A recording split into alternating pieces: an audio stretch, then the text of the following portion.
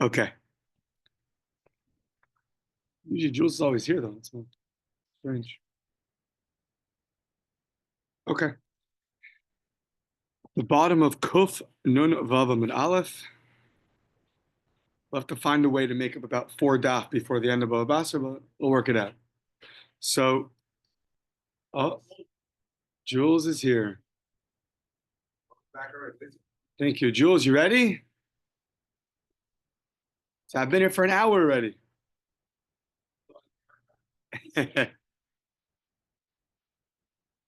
Jules, you took on construction as a next profession? Construction is my next profession. With your help, with your light. Oh, I left it on my head. Looks good though. I can't see that block. Oh, the lock.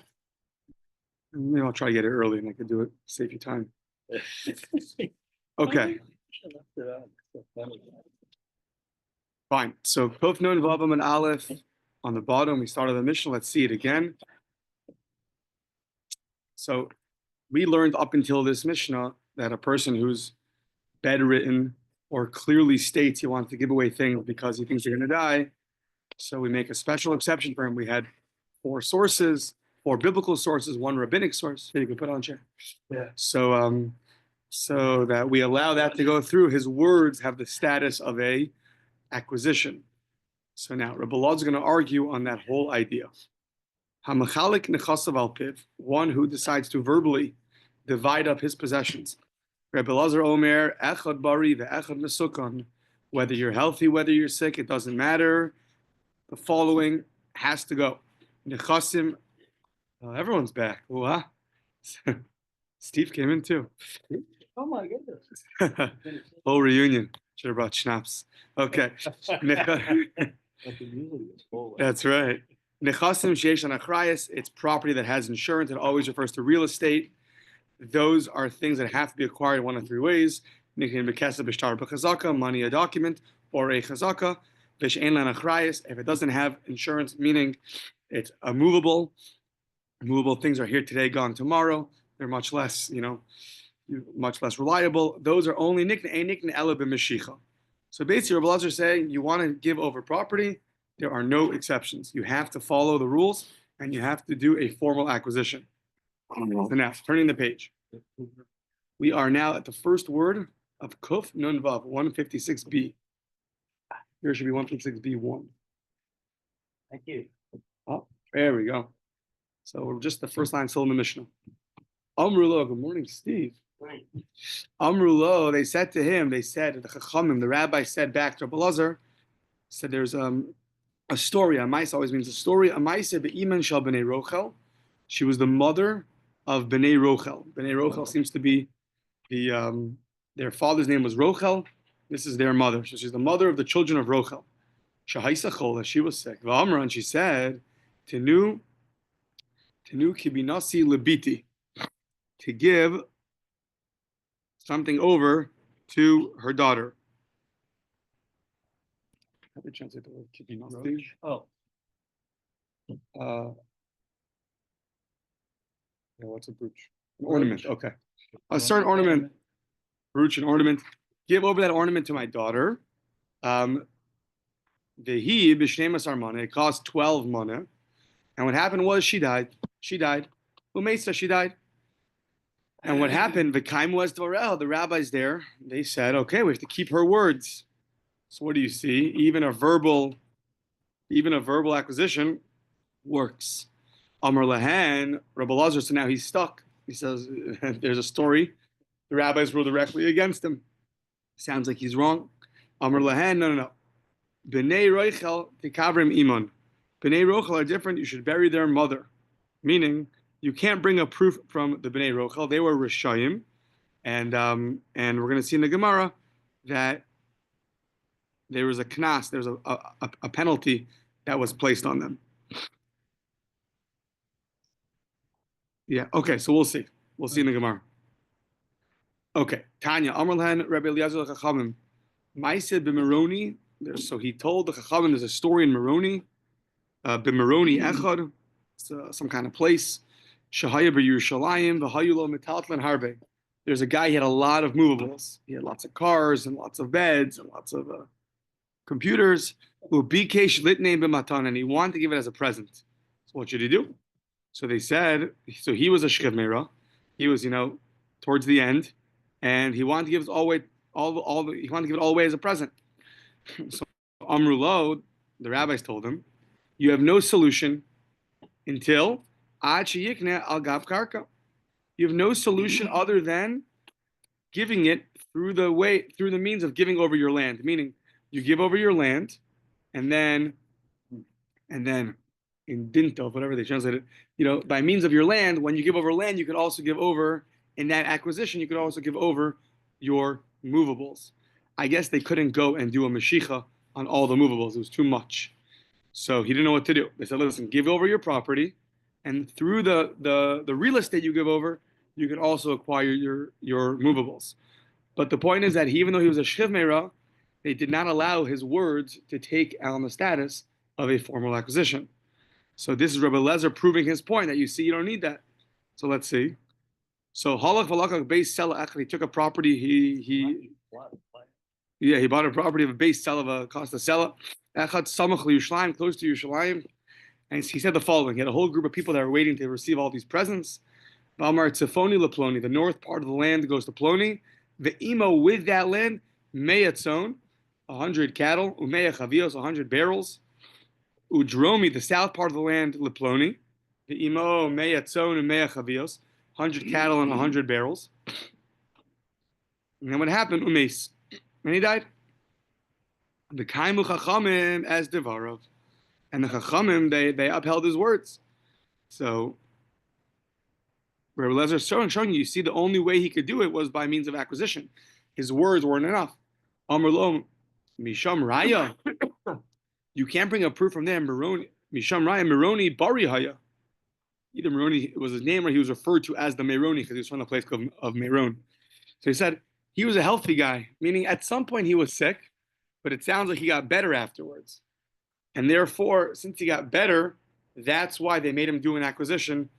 But you can't bring a proof from there to someone who's actually very sick that you have to do an acquisition. It sounds like this guy was very sick at one point, and at another point he got better. So Rabbi Eliezer thought that everything happened while he was sick, but the Chachamim told him he got better.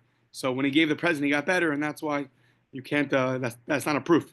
We need someone who's mamish sick, and the Chachamim made him do an acquisition. So at the end of the day, no proof either way.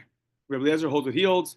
You always have to do an acquisition, and the Chachamim hold that, like we learned until now, that if you're a Shchiv Meira, there are special dispensations for you to do acquisitions. Okay. Okay. So now there's this story with the Bnei Rochel that had to be buried. They were Rishayim, and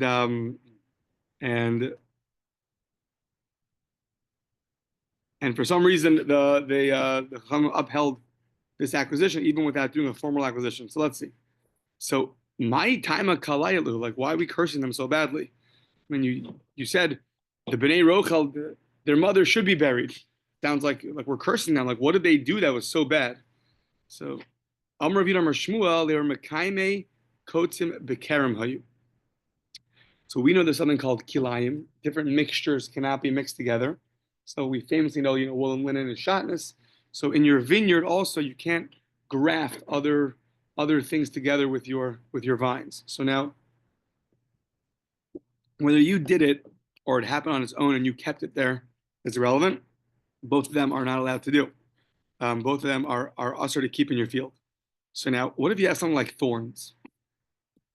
It sounds like you have grapevines, you have a vineyard, and mixed together, meaning grafted somehow, or growing together, are these thorns.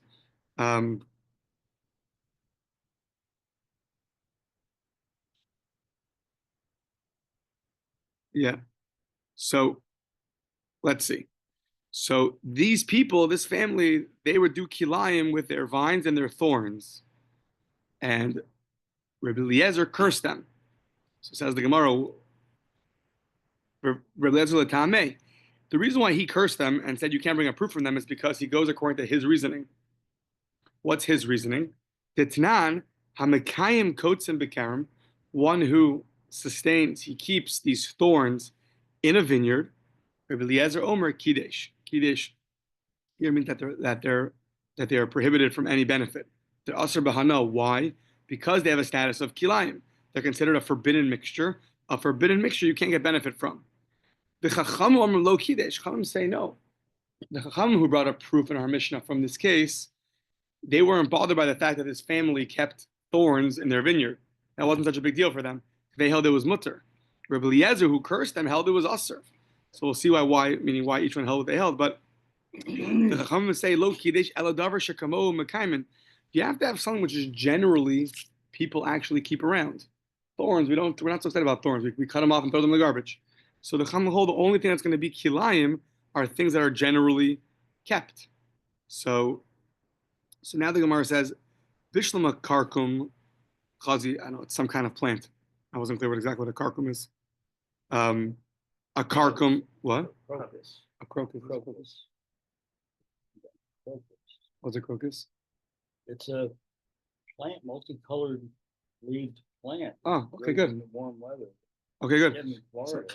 A crocus, a multicolored plant in Florida.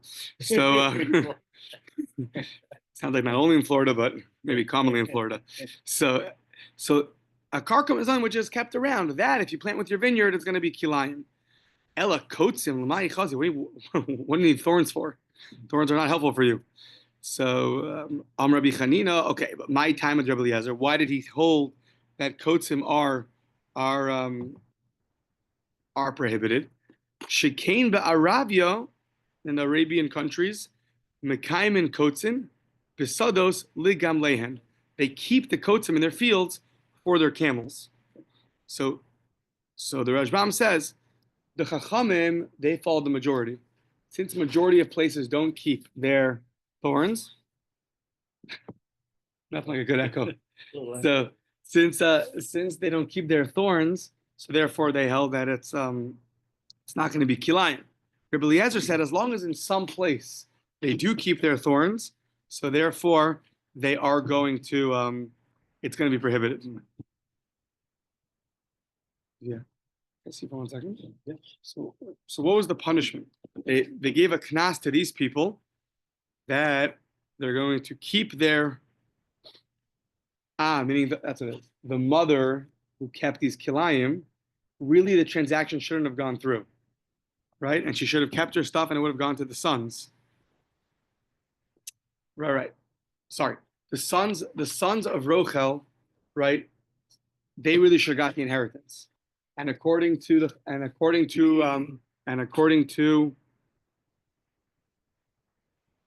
Chachamim, they have a good proof that the property got transferred over, even though there was no acquisition. Rabbi Eliezer hold it was a punishment. Why? She's giving. I think that's what it is. Correct me if I'm wrong. But she's giving it over to her daughter. They punished the sons who were Rishayim, who should have got the inheritance. Meaning, in Rabbi Eliezer's world, this is not a good transaction. There was no formal acquisition. So what should happen? The mother dies, it's going to go to the sons. However, the sons were Rishayim. They kept these forbidden mixtures together in the field. So therefore, in Rabbi Eliezer's world, the Chachamim allowed this transaction to go through to the daughter because he wanted the sons not to get it. The sons got punished. But really, in general, according to Rabbi Eliezer, you need an acquisition. In this unique case where they were Rishayim, so therefore it didn't go through. Okay. Rabbi Eliezer Omer, next Mishnah. Oh, sorry. No, last Gemara, 1 second. Amar Rabbi Levi, Konin Kinyan Mishchiv Meira Afilu B'Shabbos. So there is a Mishnah in. Where's the Mishnah? I don't remember. Shabbos or Kedusha? I don't remember. King Shabbos. But the Mishnah tells us you're not allowed to do transactions on Shabbos. You can't get married on Shabbos. It was Xera. So why is that good Xera? You might come to write down documents on Shabbos, but you can't do transaction on Shabbos, right? That's why that's probably why Dr. Elder, when he gives a bar mitzvah gift, I'm giving this to you to be acquired after Shabbos. So, that's because you can't do a transaction on Shabbos. So in general, though, you bring gifts to someone's house for Shabbos, The reason why it's okay is because they're going to use it. If you bring them dessert, things you're going to use on Shabbos is okay. But a regular transaction you can't do. So what's going to happen now? You have a shchiv meira who's dying on Shabbos and he wants to give his property over. So there we said it's a rabbinical enactment that you can't do a transaction. We made a dispensation because afilu b'Shabbos below lachash, and you don't have to worry about it. That you could do on Shabbos. Why? Same reason why we in general allow this person to do that his words are so powerful. We don't want him to speed up his death at all. So even though in general it's prohibited to do a transaction on Shabbos, for the shchiv meira we do allow it, and therefore you can be kone a kinyan mishchiv meira afilu b'Shabbos. If you want to do a transaction, you could do it afilu b'Shabbos. The low lachush l'divrei Rabbi Eliezer, which we'll see in a second.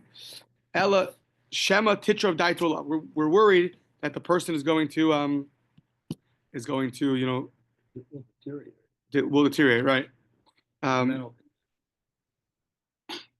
the Rashbam points out just there are some cases where even a shchimera we know needs a kinyan. For instance, if he leaves some property over, things like that. But the Rashbam says it doesn't matter as long as the guy wants to do a kinyan, you follow his words because you don't want him to deteriorate. That's a good word.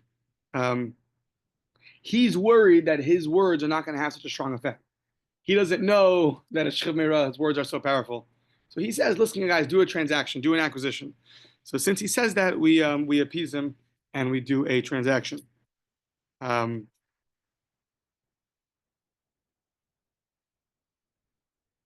if the shivra is health. Yeah. So it's right. And it's not because we're worried for Rabbi Eliezer's reason. That's how we do it. No, we're worried because we don't want him to speed up his death. Okay. Rabbi Eliezer Omer, next Mishnah, B'Shabbos Dvar Kayamin B'Pnei She'en Yochel Lichtov Avalo B'Chol. Rabbi Eliezer says, listen, on Shabbos you're stuck. So even though I hold that his words will never have the same status as an acquisition, on Shabbos it will, because you can't write down on Shabbos. Since you can't write it down, even Rabbi Eliezer is going to agree that his words, if he gives out his property on Shabbos, so you're not going to need to do an acquisition and write it down. Nothing. That's going to work. Avalo b'chol, not on the weekday. That's what we just said in the previous Mishnah. Rabbi Yeshua Omer b'Shabbos Amru. For sure on Shabbos his words are good. And Kal v'chomer b'chol. And even on a weekday his words are good. Even on a weekday where you would need an acquisition, there his words are going to be good. Yeah. So Kiyotzebo, similarly, Zachin lekatan. So you're allowed to gift something over to a minor. Zachin, you could to be zochet, to merit. You're allowed to do that to a katan. The ein zachin legadol divrei Rabbi Eliezer. Very interesting. All over Shas, we always say that zachin la'adam shlo b'fanav. You're allowed to give things to people, even if they're not in front of you. So if I want to give you something, usually I have to give you something, and you have to pull it. There's a special thing called zachin where you can merit things to people. So if I'm at the airport and and I want to get Jules a present or something, I can merit that for you, and now it's going to be yours. So that's cool. But Rabbi Eliezer holds you can't do it for a gadol. Why? Because he can do it himself. Rashbam says. So, okay, Rabbi Shua Omer lekatan amru kavachomer legadol. Not only can you gift it to a katan who cannot do it himself, a minor doesn't have, so to speak, a hand to acquire things, but we say you're allowed to. You're allowed to give him things. Amru kavachomer legadol. So he says kavachomer legadol. For sure, for an adult, you're also allowed to do it. You're for sure allowed to give things to a person, and this seems to be the generally accepted. That we always can do zachin for a gadol. We always can merit things to grown-ups. You can't do things that are detrimental to them, but you can do things that are beneficial to them. So if the guy wants a watch, you can acquire a watch from him, and it's his. So yeah. Okay. So now we're going to basically have two different versions of our Mishnah, and we're going to say that our Mishnah is going according to one of them. So now, Masnis and money, Rabbi Yehuda. Our Mishnah is Rabbi Yehuda. The Tanya, we're going to bring a brisa, which is going to say the same thing as our Mishnah, but switch the opinions. So we're going to switch Rabbi Eliezer and Rabbi Yeshua, but Rabbi Yehuda is going to have the same opinion as our Mishnah. So let's see. The Tanya, Rabbi Meir Omer, that Rabbi Eliezer Omer, B'chol dvarav kayamin. Why? Mipnei sheyachol lichtov. Avalo b'Shabbos. On a weekday, your words are going to be good. They're going to be upstanding, but not on Shabbos. So right away, that's not like our Rebbe Eliezer. That's Rav Meir's version of Rebbe Eliezer, but that's not our Mishnah's version of Rebbe Eliezer. So Rabbi Yeshua Omer on the next page, Omer bechol amru, for sure on a weekday, kal v'chomer l'Shabbos, and even on a Shabbos, your words are going to be upheld. Ki yotze bo zachan l'gadol vein zachan l'katan, divrei Rebbe Eliezer, you can acquire for an adult, and you cannot acquire for a katan. Divrei Rebbe Eliezer, once again, that is the exact opposite of our Mishnah. In our Mishnah, according to Rebbe Eliezer, you cannot merit for an adult a present. So Rabbi Yeshua Omer begadol amru kal v'chomer l'katan. For sure, you can do a gadol kal v'chomer l'katan. So this is all Rav Meir's version of the same details, but he switches Rabbi Eliezer. Rabbi Yehuda Omer, like our Mishnah, Rabbi Eliezer Omer b'Shabbos v'Rav Kayamet mipnei she'en yachol lichtad. On Shabbos, if a shechemera gives over property, so then his words are very powerful because you can't write it down. You can't do a kinyan on Shabbos. Avalo b'chol, not on the weekday. There you have to do a formal acquisition. Rabbi Yeshua Omer b'Shabbos Omer kal v'chomer b'chol. Rabbi Yeshua says on Shabbos, it's going to work. Your words, and for even on a weekday where you could do an acquisition, it'll still work. It'll still work on a weekday. So meaning the kal v'chomer is on Shabbos where I cannot do an acquisition, and yet this acquisition I can do on a weekday where I could do an acquisition. For sure, it'll work. Meaning on Shabbos, the kal v'chomer always is if in a strict area I can find a leniency, then in a lenient area it should apply. So if on Shabbos, which is generally strict, that you cannot do acquisition, we allow this acquisition. So for sure on a weekday, which you're allowed to do acquisitions, this for sure should work. That's the kal v'chomer. Okay. Kiyotze bo, similarly, zachan l'katan and zachan l'gadol.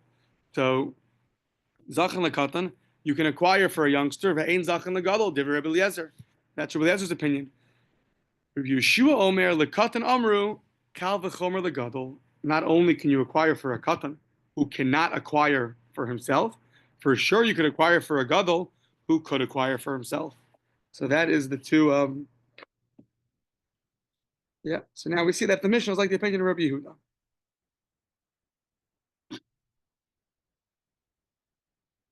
Yeah. Okay. It's interesting what these two arguments have exactly to do with each other, other than it's the same names of people. One's have to do with the guy in his deathbed giving over an acquisition.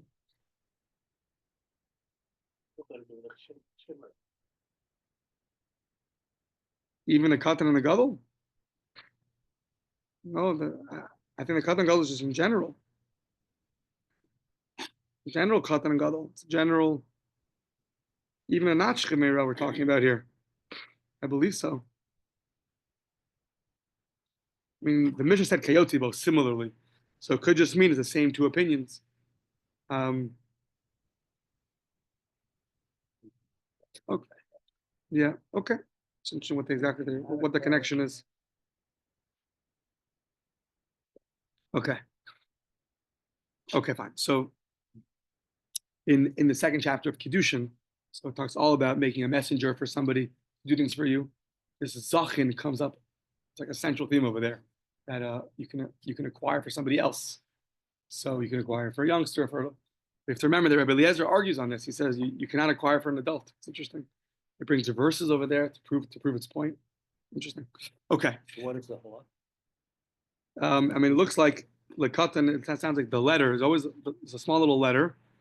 99% it's giving. It's true. Not always. Sometimes you have to check it up. It cites for you on the side of the Gemara where the halakha is found in the Rambam and where it's found in the Shulchan Aruch, the Code of Law.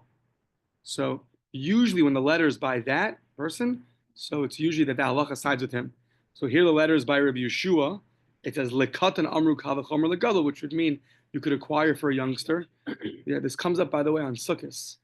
On Sukkos they say to be careful because if you give your lulav and esrog to your child, so we allowed a child to acquire things, but not necessarily can he acquire it back to you until he's older. So you could get stuck. So yeah, so that's the halacha. The halacha seems to be that we do zachin. You can merit for somebody whether you're an adult or a kid. Okay. So now, another tragic Mishnah, but it comes for a fun case. I mean, not for the people that are under the building, but okay, let's see. So, Nafal Abayis. Okay, unfortunately, a house fell and there were some family members involved in the in this situation. So nafal abayis alav. So the house fell on Ruvain, let's say, and val aviv, and on Yaakov his father. O alav, or on Ruvain, val Morishov, on the people he's going to bequeath his property to, meaning his children, or anybody who's going to inherit him. So now, Ruvain, the star of the show, the tragic ending star, v'haisa alav ksubas isha. He has to pay his wife a ksuba. So it sounds like he already owed her a ksuba. So ubal chov, he also had someone who he owed money to. So now obviously a fight breaks out, right? We don't know who died first. We don't know if Yaakov died first, the father, or if Reuben died first. Okay, now bear with me with the details because it gets a little confusing. So now, Yorshe Ha'av, so the people that want to inherit the father, right? Omrim, they say like this: Haben Meis Rishon. First, Reuben died. Now that Reuben died, the father is going to inherit everything Reuben had. Then the father died, so we get a much bigger portion. Yeah, right, okay. Haben Meis Rishon, Avachak Meis Ha'av. Now, what do the Balei Chov, the people that are owed money, right? The creditors, what do they want? Balei Chov Omrim Ha'av Meis Rishon. So Reuben, they think Reuben doesn't have enough money to pay us back. So they say, Ha'av Meis Rishon, the father died first. Reuben inherited the father. Now he has money to pay us back. V'achar kach Meis Haben. So those are the two sides. The Yorshe Ha'av are saying, we want the bigger portion. So whatever Reuben had, we want him to die first. Our father inherits that, and then we're going to get it. The creditors are saying, we don't think Reuben has enough money to pay us back. So they say the father died first, Reuben inherited them, then he died, and now there's enough money for us. So what's the halacha? Beishamei omrim yachloku. It's a real case of a doubt, and we have to split it. We have to split the money. And Beis Hillel says, no, nechasim b'cheskasan. The property stays in b'cheskasan. What's b'cheskasan? So to the people that were supposed to inherit it. So the Yorshe Ha'av, the people who are inheriting the father, are for sure inheriting. They're for sure inheriting, whether they're inheriting Yaakov or Reuven. So we view them like they're the ones that have a hold already on the property, because they're for sure going to inherit. So since Yaakov for sure owned the property, these people are coming in place of Yaakov and getting that property. We view them as for sure owning the property. Now the Baal Chov, the one who the creditor, so he's considered a suffix. He's considered someone in doubt. Why? Because he's only going to be owed money in the event that there's money to be given to him. So it depends who owns the property. So the Yorshe Ha'av don't owe this guy any money. So if we're not sure if the money belongs to the father's inheritors or Reuven's, the kid's creditors, the property's for sure going to go to the father's kids. They're coming from him. So they're for sure in line. The Baal Chov, so it depends who died first. Is he going to get his money? So the Baal Chov is a suffix, and the rule is ve'ein suffix motzi midei vadai. A doubtful person cannot remove from a vadai person, from one who owns property 100%. So it's on the Baal Chov to bring a proof. The creditor has to bring a proof that really somebody died first, and then he'll get the money. But until that point, the property belongs now to Yaakov, the father's inheritors. So, they'll say to him, prove to us that we owe you money. Well, Reuben, we're not Reuben's inheritors, we're Yaakov's inheritors. So, ein safek motzi midei vada. Okay. So you see the letters usually by Beis Hillel. You'll find the aleph over there. Okay. Tanan Hassam. So the Mishnah said, we had a Mishnah earlier and later. So, Hamalva es chaveru b'shtar. Regular case, you want to lend out money. Reuven, Shimon borrows money from Reuven. He wants to borrow $1 million. So they write up a shtar that Shimon borrowed $1 million from Reuven on this and this day. Okay. Now comes payday. So what happens? Reuven's allowed to go v'minechasim mishubadim. He can go and collect from nechasim mishubadim, nechasim that are mishubad, meaning nechasim that are that have a lien on them. so he can go collect from his real estate. Real estate always has a lien on them. You can always, it's always the guarantor of a person. Whenever you make a loan, you have property there has a lien on it. I think it's actually at the end of Bava Batra. It says Shiba Daraisa Darabanan. It's a whole big to do Shibud. But your nechasim, your property, your real estate is meshubad, and therefore, if the guy were to sell the property in between the period of when the money was loaned, so you loaned it on January 1st, if he sells his property February 1st and payday is March 1st, so he says, I'm sorry, I don't have any money for you. So no, your property has a lien to me, and it was mine before you sold it. So the guys now can go to the buyer, knock, knock, take the property back, and the buyer's gonna have to go to the guy and get his money back. So, but the property has a lien. However, al yidei eidim, if you didn't write it down, and you only there were only witnesses there, then you can only collect from the nechasim b'nei chorin, the so to speak, the free property. So whether it's movables, or whether it's so only from that property. Why? Because land always has a much louder. Everyone knows about land, right? But everyone knows about a star. When you write down a star, they say a star is a coal. People know about a star. You can go find a star. It's a more known thing. Just two guys that you pulled aside, and you made a loan through them. So then the buyer is not going to know about the property. Meaning, if a guy's buying property, it's much easier to go find out that the person you're buying from owes people money if he has a document to prove it. If you have two buddies and did a loan, so that's much harder. What's type of insurance? Oh, for the house. Yeah. Mm-hmm. Right. Yeah.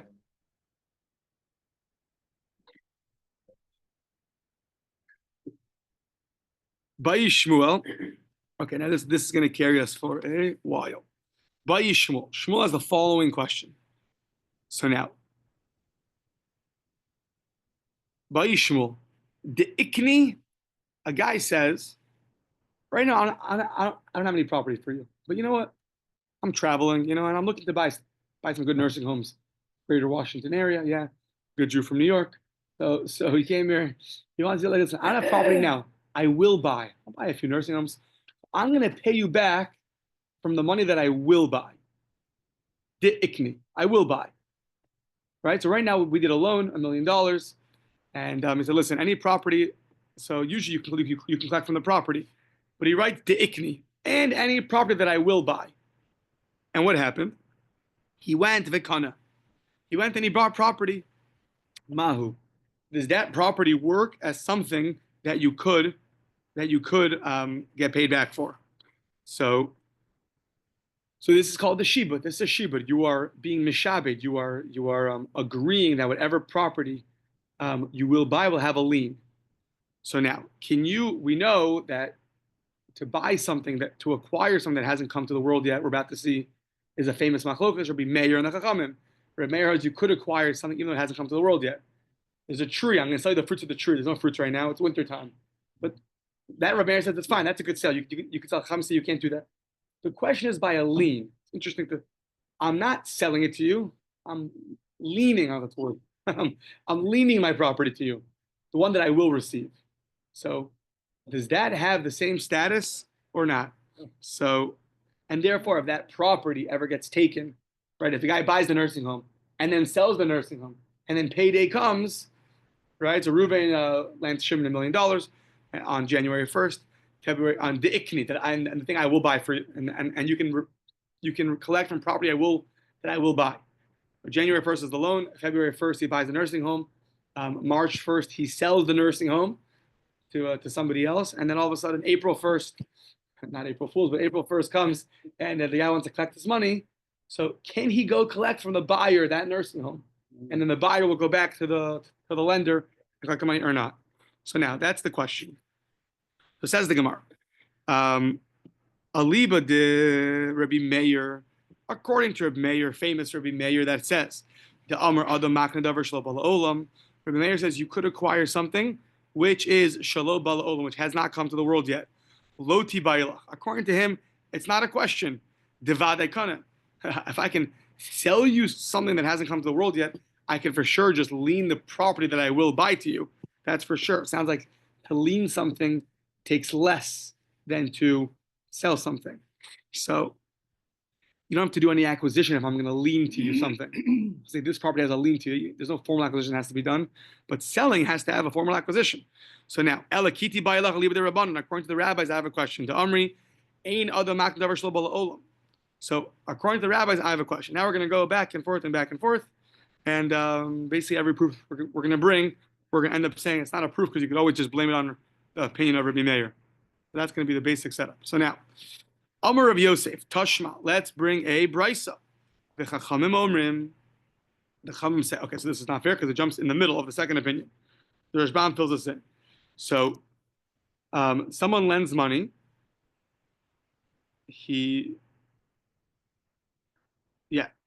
So let's say Reuben is the lender, Shimon is the borrower. Reuben lends Shimon money, and then Reuben sells Shimon property. So he sells his borrower property. Okay. So now, and now a whole fight breaks out. So what happened? The guy pulls out a shtar and says, and he says the lender pulls out a document and says, "Listen, you owe me $1 million." So the borrower Shimon says, "Look," he pulls out his document and says, "You sold me the field."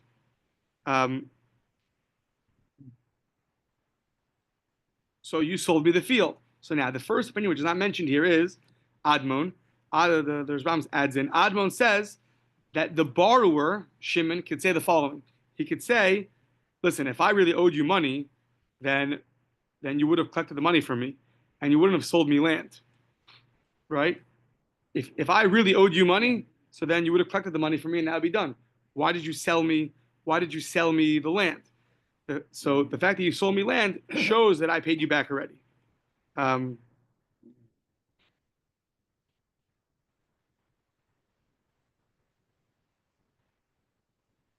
Right. Why is the guy selling land? Because he wants money. So if you want money, why don't you just collect your loan? Why are you selling me land for money? I owe you $1 million. So if you need money and you can just get $1 million from me or sell me property, you should have just collected $1 million. From the fact that you needed money and you didn't do that and you sold me the land shows you that I already paid you back. That's the first opinion. The Chachamim Omrim, no, he's just a smart businessman. Zehaya Pikeach, he was smart. Shemachar lo asakarka. You know why he sold him land? So he can get the land back. The mashkino alav, so that he could have it as a mashkin, as collateral to get paid back for. So the guy sells him the land, he gets money, and then he'll go and collect that land back. So he'll get money and land. Good businessman. You guys getting ideas? Like, why did I ever do that? Okay, so now what's the problem? There was a loan that happened, and a subsequent sale of land, and the Chacham are saying the reason why he sold the land because he can collect from it. 1 second, that land was sold after the original deal of borrowing and lending, right? The original loan. So we want to bring a proof now that it must be a case where the lender wrote down any land I will purchase, you can collect from there. Di'ikni, it'll be liened to you. There'll be a lien on it. So sounds like, look, there was a loan. Sounds like the case is that he wrote down di'ikni, because if he didn't write down di'ikni, there's nothing doing. There's property that was loaned, that was money was loaned on January 1st. In that document, it said I'll pay you back from things I will acquire. February 1st, he goes and he buys land that happens to be he bought it from the borrower. And now the Chachamim are saying that the reason why the guy did this is so he can just get the land back. But what do you see? It's a proof that if you write down di'ikni, land that I will acquire, it will have a lien, and therefore the borrower can go and collect from that land. He holds it's always going to be good, even if you don't write di'ikni. That's pretty, yeah, right. We're asking not like Rav Meir. Could this work? Sounds like it could work. Because if it couldn't work, then the Chachamim have no argument. Because why was that property have a lien to me? You purchased that after our loan, not before our loan. So right now, at the time of the loan, all the property automatically has a lien to me. We're asking now, what about property that will be acquired? Could that have a lien too? Sounds like yeah. So Amar le Rava Mineka Amris. But that's not a good proof. When you're talking about the guy himself, so meaning when you're talking about land that was sold to the borrower, mine afilu meglima dal kasve. Him, if he can't pay you back, you can take the shirt right off his back. Meaning that guy has to pay you back no matter what happens. Even the shirt off his back has to go. So this guy himself, you can't bring me a proof from here because yeah, you can take anything off his back, meaning whatever property he has right now in possession, then he owes you money. He has to pay you back. So we want to know in the case where a guy bought property and then sold that property. The borrower borrowed money, later bought property, then sold that property to somebody else. We call them the lekuchos, the buyers. Can you go to the buyers and get that land back? That's what we're asking. But the guy himself, I mean, whatever he has on him now, he owes you. So I don't really care. Right now, even the shirt off his back, I don't care when he bought the shirt. You owe me money, it's payday, whatever you have that you have to give to me. But what about property that was bought and then sold to the buyers? That's what we're asking. So Kika mi baylan, when do we ask this question? The ikni, that when you say the ikni, and then you were kana, and then you went and you bought property. Umachar, then you sold the property, or the ikni, you wrote down the ikni, and then you bought property, and then you were horish it, then you bequeath it to other people. So in that case, we want to know, can we go to the inheritors or we go to the lekuchos, the buyers, and get that money back? That's what we're asking. So if the property has a lien on it, then it's always going to be traced back to the original borrower. If the property has no lien on it, so then anybody who inherits it or anybody who bought it, it's totally theirs. There's no strings attached. So that's the question. Does this property have strings attached or not? That's our question. So now, Amar Rav Chana, let's bring a proof from our Mishnah. Tashma, Nafal Abayis Alav, the house fell. The Alav on Ruvain, on the son, the Alav on his father, the Alav, Alav, it fell on him, or it fell on the people that he's bequeathing the property to, his inheritors, his children, maybe his brothers. The Hais Alav Ksuva, he had a Ksuva, Ksuvas Isha Ubal Chov, and he had a creditor, or he had a creditor. So now, Yorsha, just reviewing the Mishnah, Yorsha Av Omrim Haben Meis Rishon. The Yorsha Av are saying, listen, the son died first, and then the father, Vachak Meis Av, and we want the money. So Ubali Chovos Omrim, no, the father died first, and then Reuven died, and that money is going to me. So now, the Isakadaitach, the Ikni Kana. And if you'll tell me when a guy writes the Ikni and then acquires and then he sells, or the Ikni, he writes on the Ikni, he acquires and then he bequeaths, and people can inherit that. Lo mishtabed, if you tell me it's not mishtabed, there's no lien on it, so then this argument in the Mishnah makes no sense. Why? Nehi nami da'av meis bereisha. Very good, the father died first, and then the property all went to the son Ruvain, but it's a case of the iknihu. It's a classic case. The father had property, right? The guy owed money. Then after he was owed money, that property was now inherited by the son. The father died. Now the son gets the property. So that's property that was inherited after the loan took place. So this Mishnah is only going to make sense if we say that such a case, there is a lien on the property. Because if there's no lien on the property, what's the creditor's argument? No, the father died first. Then the guy owes me money, inherited that property. And now that he inherited that property, I want $1 million. If he inherited from the father $1 million, but hold on. When we borrowed money, it sounds like we wrote down in the document any property that I will acquire and then sell, or acquire and then inherit to somebody. So you will receive that. And yet we see that it works. Because if it didn't work, then we don't really care who died first. He won't get that property. It has no relevance to the person himself. It was the father's property, not the son's.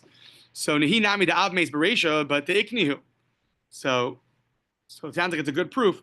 Amr lahu, Rav Nachman Zira, Rav Nachman, the small one he was called.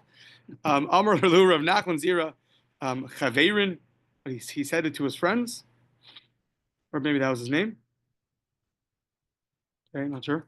So he says, he says, you can't bring a proof. Targuma, he understood the Mishnah that there's another rule. Mitzvah al hayisomim lifroa chova savihen. There's another thing over here. It's called mitzvah ala yisomim. There's a special commandment on the yisomim that they have to pay back the debts of their father. So if their father owes money, then they have to pay back. So really, it's not because we wrote down these words to ikni, any property I will acquire, and therefore there's a lien. Because really, there's a special mitzvah in our Mishnah. We're talking about the Yorshim, special mitzvah of the Yorshim to pay back the debts of their father. And even if you didn't write down the ikni, the Yoresh, the inheritor, is still obligated to pay back the creditor of their father because of this mitzvah. Now, what is this mitzvah? I was looking a little bit. It sounds like I think some say it's a special mitzvah d'Rabbanan to pay back from the covenant of your father. Some say it actually goes under the kibbud avayim world. It's a rabbinical fulfillment of kibbud avayim.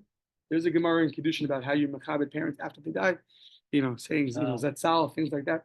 So it's not so clear where this comes from, but it sounds like it's of rabbinic origin that they said from covet for the father. I guess the covet is that it's not good for a person to die and have he's last known as a guy who owes everyone money. So if you can make sure you can fix that, so you want to do honor, you want to give honor to the father. Okay, we're at the bottom of the Amud. Yeah. Hey, everybody's back. Everyone's back.